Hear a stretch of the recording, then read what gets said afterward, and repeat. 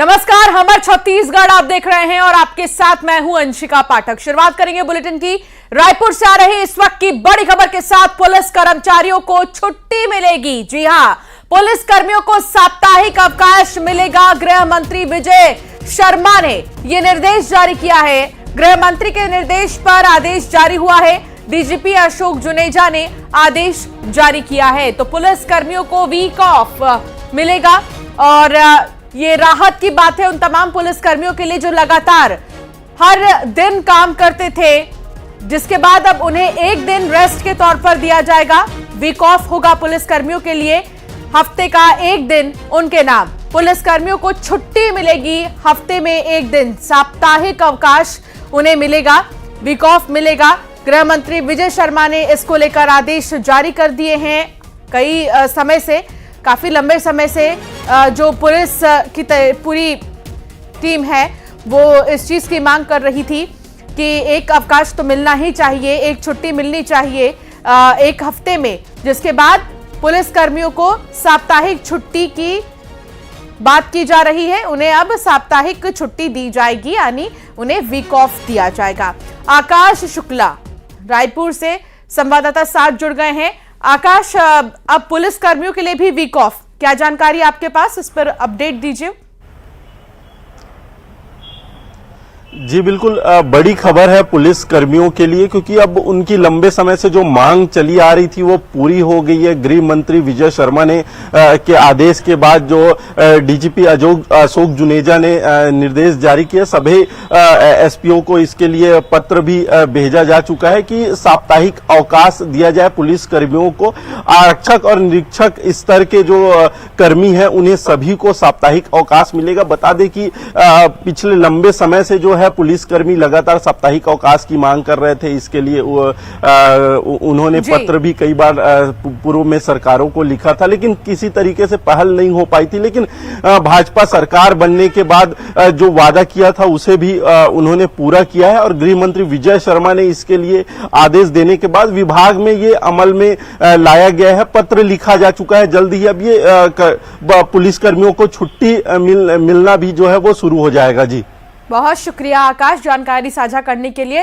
तो अब पुलिस कर्मियों के लिए भी वीक ऑफ होगा, यानी कि सप्ताह में एक दिन उनके लिए छुट्टी होगी।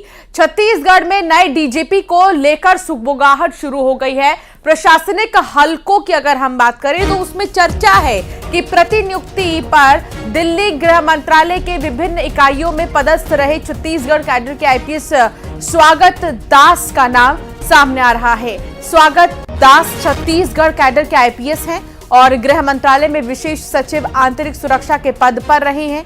स्वागत दास रायपुर भी पहुंचे हैं। डीजीपी के लिए उनका नाम भी दौड़ में है। तो स्वागत दास की तस्वीर आपको दिखा रहे हैं। छत्तीसगढ़ में नए डीजीपी की तलाश और सुगबुगाहट किसके नाम को लेकर बनी हुई है, ये हम आपको बता रहे हैं। आकाश शुक्ला संवाददाता साथ जुड़ गए हैं। आकाश, नए डीजीपी के रेस में स्वागत दास, क्या जानकारी आपके पास, कब तक इसका ऐलान हो जाएगा?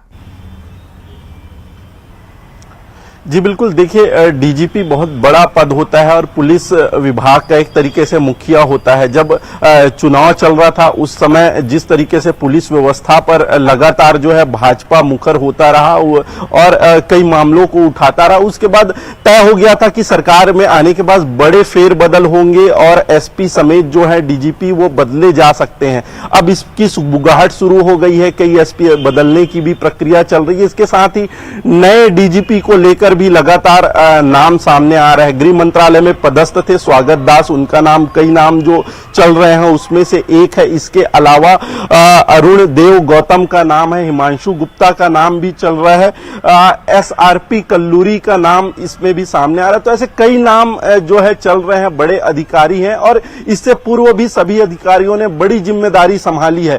तो सरकार किसी एक पर मुहर लगा सकता है, किसी एक को डीजीपी बना सकता है, इस पर विचार चल रहा है और जल्द ही इसकी घोषणा जो है राज्य शासन की तरफ से होने वाला है। नए डीजीपी को लेकर जो सुगबुगाहट चल रही है वो खत्म हो जाएगा और जल्द ही सरकार डीजीपी की घोषणा जो है करने वाली है। जी बहुत शुक्रिया आकाश जानकारी साझा करने के लिए। तो अब नए डीजीपी को लेकर जो सस्पेंस चल रहा है वो जल्द अब खत्म हो जाएगा। बिलासपुर में ट्रेन हादसे की जांच होगी। रेलवे ने 4 सदस्यों की टीम गठित कर दी है और शंटिंग की लापरवाही से हादसा होने की आशंका जताई जा रही है। प्लेटफॉर्म 8 पर हादसा हुआ था। इंजन ने डेड एंड को तोड़ दिया था और ऐसे में प्लेटफॉर्म को नुकसान बहुत ज्यादा हो गया था। फिलहाल कोई जनहानि नहीं हुई है, ये राहत की बात है। लेकिन अब इसके जांच के लिए 4 सदस्यीय कमेटी बनाई गई है जो इस पूरे मामले में जांच पड़ताल करेंगे और फिर ये जानने की कोशिश करेंगे कि आखिर कहां लापरवाही थी जिसके चलते ये हादसा हुआ।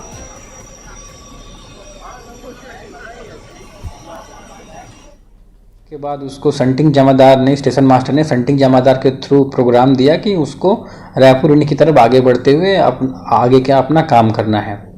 लेकिन जो हमारा सेंटर था वो रायपुर की तरफ आगे बढ़ने की बजाय लोगों को डेड एंड की तरफ आगे बढ़ाया और उसका परिणाम यह हुआ कि वो कंट्रोल नहीं हो पाया और डेड एंड से जाकर टकरा गया, जिससे डेड एंड और प्लेटफॉर्म जो है टूटी। तो बेसिकली ये एक संटिंग लोगों के साथ होने वाली दुर्घटना थी। तो इस पर अभी 4 सदस्यीय समिति बना दी गई है। ऑपरेटिंग, मैकेनिकल, ओपी और सेफ्टी, ये 4 डिपार्टमेंट के लोग हैं उसमें, उसकी इंक्वायरी कर रहे हैं और उसके बाद उसको संटिंग जमादार। तो हादसे की जांच के लिए 4 सदस्यीय कमेटी बनाई गई है। बिलासपुर में ट्रेन हादसे की जांच होगी जिसके बाद ही ये पता चल सकेगा कि आखिर कैसे ये हादसा हुआ है। अंबिकापुर से बड़ी खबर आ रही है जहां तेज रफ्तार ट्रक ने 108 एम्बुलेंस को टक्कर मार दी है और टक्कर के चलते एम्बुलेंस बेकाबू होकर पलट गई है। गंभीर मरीज को लेकर रायपुर जा रही थी ये एम्बुलेंस। बड़ा हादसा होते होते टला और आपको बता दें कि तेज रफ्तार ट्रक ने 108 एम्बुलेंस को टक्कर मारी। ट्रक की टक्कर से एम्बुलेंस बेकाबू होकर पलट गई। देखिए ये तस्वीर एम्बुलेंस की आपको दिखा रहे हैं और इस एम्बुलेंस में मरीज भी था मौके पर। गंभीर मरीज को रायपुर एम्बुलेंस लेकर जा रही थी और इसी बीच ये हादसा हुआ है। लेकिन गनीमत ये रही कि किसी की मौत नहीं हुई है, चोट आई है जिसके लिए उन्हें अस्पताल में भर्ती भी कर दिया गया है। एम्बुलेंस के पलटने की ये तस्वीर आप देखिए। गाड़ी जिला अस्पताल से रेफर लेकर रायपुर जा रही थी। पेशेंट गाड़ी में था, हूटर बजाते हुए गाड़ी की, क्रिटिकल पेशेंट होते हैं रेफर जो होते हैं, उसी में जा रही थी। यहीं पे चौक पे गाड़ी को खरसिया साइड से जो रोड जो ट्रक आ रही थी उसने टक्कर उसको मार दी बाएं साइड से और ट्रक पलट गई। तो हमारी गाड़ियाँ जो वहाँ पे लोकल में थे उन्हें तुरंत पेशेंट को जो प्रोटोकॉल है उसके तहत हमने जिला अस्पताल में फिर से उनको एडमिट करवा दिया। खबर कोरबा से है जहां बदमाशों ने पेट्रोल पंप पर लूटपाट की है। चाकू की नोक पर युवक से लूटपाट की है। बदमाशों ने शराब के नशे में युवक से मारपीट भी की। वारदात की तस्वीर सीसीटीवी में कैद हो गई है। बालको नगर थाना क्षेत्र की ये पूरी घटना है। तो पेट्रोल पंप पर लूटपाट का ये पूरा मामला, चाकू की नोक पर वारदात को अंजाम दिया गया। कोरबा का ही ये पूरा मामला बताया जा रहा है और पेट्रोल पंप पर लूटपाट की गई है। चाकू की नोक पर युवक से लूटपाट, जिसका सीसीटीवी भी सामने आ चुका है। आप देख सकते हैं कि चाकू की नोक पर किस तरीके से यहां पर वारदात को अंजाम दिया गया और पेट्रोल पंप पर लूटपाट की गई एक युवक से। जांजगीर चांपा में धान की हेराफेरी का मामला सामने आया है। मोटे धान के नाम पर धान की हेराफेरी की गई है। तहसीलदार ने करीब 40 से भी ज्यादा 450 बोरी धान जब्त किया है। किकेरदा धान खरीदी केंद्र से धान उठा था। आनंदी राइस मिल भेजा जा रहा था धान। खरीदी प्रभारी संलिप्त लोगों की शिकायत कर दी गई है। तो जो खरीदी प्रभारी है और जो लोग इसमें शामिल हैं, मिले हुए हैं, उनके खिलाफ शिकायत भी कर दी गई है। ये पूरा मामला जो है जांजगीर चांपा का है और यहां पर धान की हेराफेरी से किसान परेशान है क्योंकि मोटे धान के नाम पर धान की हेराफेरी करते हैं और तहसीलदार ने करीब 450 बोरी धान जब्त किया है।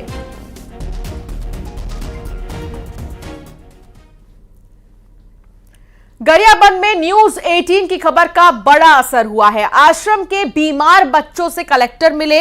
आपको बता दें कि रतनजोत का बीज खाकर बीमार हो गए थे ये सब। 7 बच्चों को अस्पताल में भर्ती किया गया।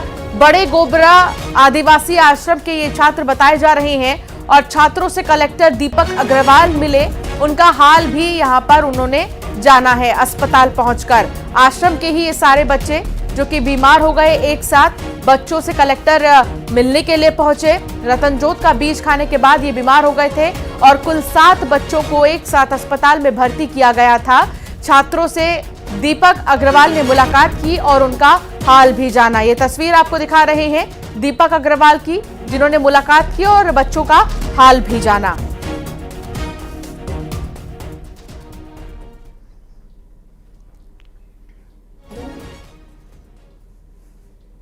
बलरामपुर में तातापानी महोत्सव में बवाल देखने को मिला। दिनेश लाल निरहुआ के कार्यक्रम में बवाल हो गया।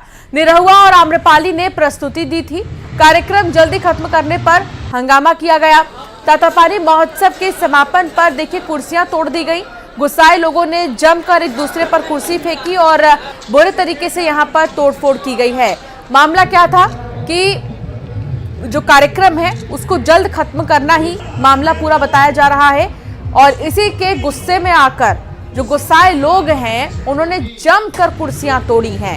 तातापानी महोत्सव के समापन में यह हंगामा देखने को मिला, जहां आप देख सकते हैं दिनेश लाल उर्फ निरहुआ भी आए थे और आम्रपाली भी यहां पर पहुंची थी, भोजपुरी एक्ट्रेस।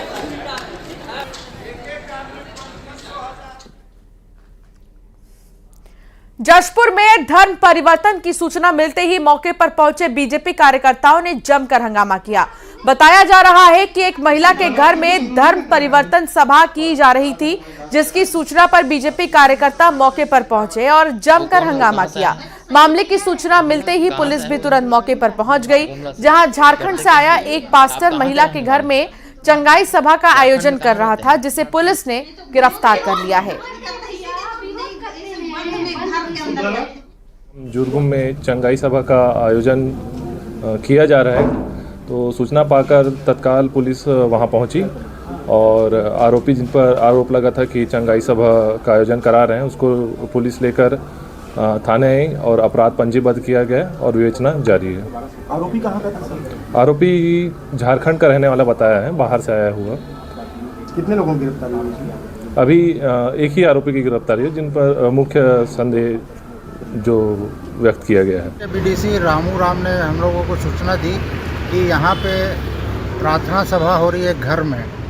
वहाँ पे हम लोग सब अपने दल बल साथियों के साथ गए, तो वहाँ देख रहे हैं कि झारखंड से आया हुआ एक पास्टर प्रार्थना के नाम पर अंधविश्वास फैला रहा है और धर्म परिवर्तन की कोशिश कर रहा है। और ये जो लोग जो झारखंड से आके यहाँ पे हमारे क्षेत्र में प्रलोभन देख के जो धर्म परिवर्तन करा रहे हैं वो एकदम कतई बर्दाश्त नहीं की जाएगी। दुर्ग के भिलाई स्टील प्लांट ने श्रमिक संगठनों को हड़ताल पर न जाने की चेतावनी दे दी है और हड़ताल पर जाने की स्थिति में अनुशासनात्मक कार्रवाई की बात कही है। गौरतलब है कि स्टील प्लांट के श्रमिक संगठनों ने 29 और 30 जनवरी को हड़ताल पर जाने की घोषणा की है, जिसके बाद प्रबंधन की तरफ से ये चेतावनी जारी की गई है। श्रमिक संगठन लंबे समय से लंबित वेतन समझौते से निपटारे की मांग कर रहे हैं और इसी को लेकर हड़ताल पर जाने की घोषणा की है।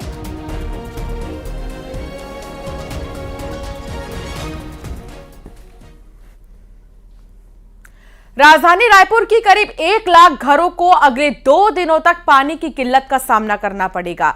आज और कल रायपुर के करीब आधा दर्जन इलाकों में पानी सप्लाई नहीं हो पाएगी। मेन राइजिंग पाइपलाइन में खराबी की वजह से अगले 2 दिन पानी की सप्लाई नहीं हो पाएगी।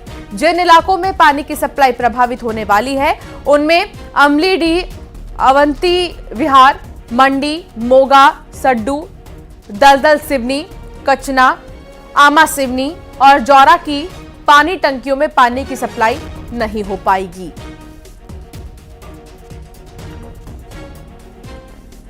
रायपुर के कई इलाकों में आज शाम और कल सुबह पानी सप्लाई जो है बाधित रहेगी। राजधानी रायपुर के 14 वार्डों में पानी जो है नहीं पहुंच पाएगा और 9 टंकियों से पानी सप्लाई पूरी तरह से बाधित रहेगी, जिससे 1 लाख से अधिक परिवार जो है वो परिवारों के पास जो है पानी नहीं पहुंच पाएगा। हमारे साथ यहाँ पर कुछ लोग भी हैं, हम उनसे ही बात करते हैं, उनसे ही जान लेते हैं। भैया, आज शाम और कल पानी सप्लाई जो है वो बाधित रहेगी, कितनी परेशानियां आप लोगों को होंगी? अब परेशानी क्या है, जो निगम का परेशानी है वो तो सफाई को देखते हुए भी ये समझ की ज़रूरी है, टंकी का सफाई होना ज़रूरी है ना। तो अगर मान लिया जाए इस बीच में अगर सफाई की नहीं हो पाएगा तो नाना प्रकार की बीमारियां होते रहेंगी। इससे अच्छा सफाई होना ज़रूरी है।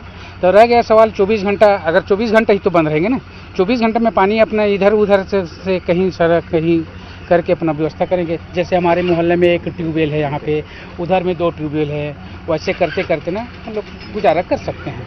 निगम जो है लगातार टैंकर भेजने की भी बात करता है, तो जैसे पानी की समस्या इधर होती है या पानी सप्लाई बाधित होती है, तो क्या निगम की ओर से आप लोगों के लिए टैंकर भेजा जाता है? हाँ, कभी कभी जब अति समस्या होता है, जैसे ट्यूबवेल बंद हो गया या टंकी में पानी की कमी है, तो अगर पार्षद महोदय से हम लोग मांग करते हैं तो टैंकर की व्यवस्था करते हैं। तो देखिए, आज शाम और कल सुबह कई इलाकों में राजधानी में पानी जो है वो पानी की व्यवस्था जो है वो नहीं हो पाएगी, लेकिन इसको लेकर नगर निगम ने भी पूरी तरह से तैयारी कर ली है। दरअसल तेली बांधा के rising main pipeline tunnel crossing में मरम्मत का कार्य जो है वो किया जा रहा है, जिसके चलते और ये मरम्मत का कार्य जो है 12 घंटे तक चलेगा, जिसके चलते पानी सप्लाई कई इलाकों में प्रभावित रहेगी। हालांकि इसको देखते हुए निगम ने भी जिन जिन इलाकों में पानी की सप्लाई प्रभावित होगी वहां पर टैंकर भेजने की समुचित व्यवस्था जो है वो कर रखी है। कैमरा पर्सन इमरान कुरैशी के साथ तनु वर्मा, न्यूज़ 18 छत्तीसगढ़।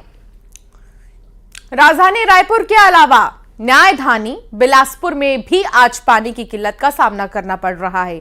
बिलासपुर की 8 कॉलोनियों में आज शाम पानी की सप्लाई होगी। कल सुबह भी इन कॉलोनियों में पानी की सप्लाई नहीं हो पाएगी। जिन इलाकों में पानी की सप्लाई नहीं होगी उनमें तिलक नगर, डबरीपारा, राजेंद्र नगर, सिंधी कॉलोनी, ओम नगर, जरहा भाटा और वेयरहाउस रोड शामिल है।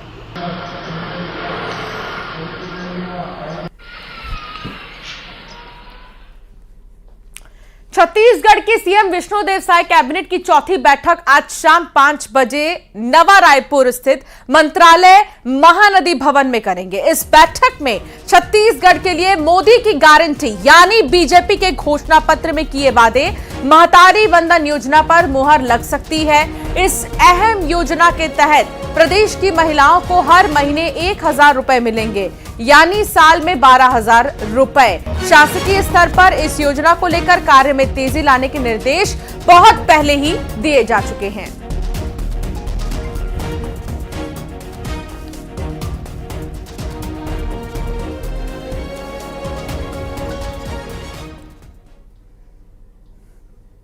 और चलिए एक नजर टॉप 20 खबरों पर। बालोद में युवती के साथ